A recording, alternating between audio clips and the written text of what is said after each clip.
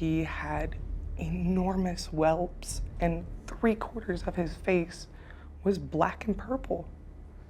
The doctors did a CAT scan that day, and they told me they found old blood on his brain from the brain hemorrhaging from being hit in the head so hard. When I asked my baby what those bruises on his face were from, he told me that Brad put him in the corner for being bad.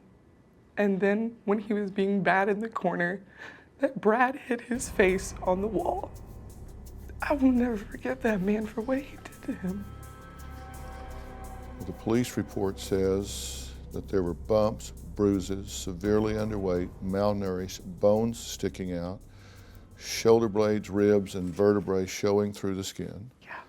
Abrasions on the back, bleeding from the back, skin coming off of the back. Oh yeah, it's something no child should ever have to endure.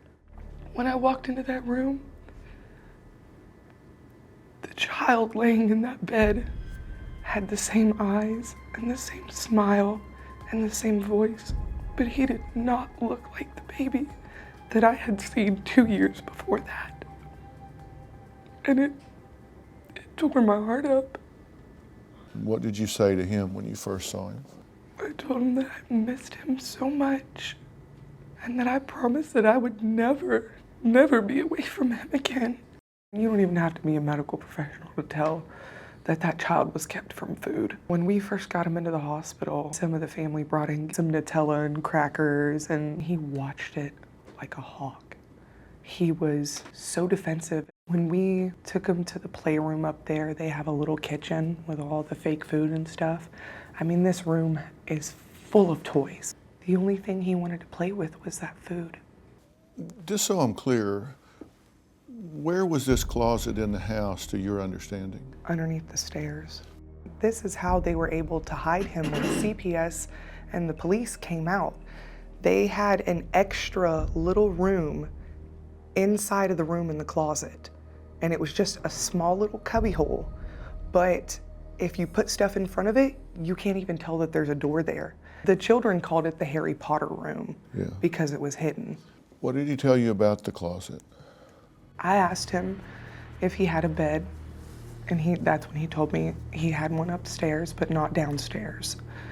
And I asked him, did you have a blanket? And he said, no. I said, what about a pillow? No. I asked him if he had gone to a doctor or a dentist, and he told me no. I understand that he said that he was locked up with a padlock under the stairs, given drugs to sleep when people came over to the house. I was told by some of Brad and Tammi's family friends that they were giving Jordan ADHD medication. I was also told that they were giving him antidepressants to keep him groggy so that when police or anything came over, so they just didn't have to deal with him. But not let him out, just no. look at him. They told the other children in the house that if they went down there and tried to help him, that they would get hurt. I know that Bradley had fought with the 16-year-old countless times when he went down there and tried to help Jordan out of the closet. Tammy's brother and her son had contacted me, and they were gonna try to literally go downstairs while they were asleep and pull him out of the closet and drive over to our house. Brad had to go to the store, and Tammi wanted Brad to take Jordan with him, so he went to the closet, and at that time, Jordan had been drugged. He was very woozy. Brad grabbed him by his shoulders and picked him up and put him on his feet. And then he said, come on, and Jordan didn't step right away, and so he grabbed him by the back of his head and slammed his face into the wall. And the babysitter told me that right then, she called CPS. What's your understanding about how long he would be in that closet at a time? They left him in there, I mean, all day, all night.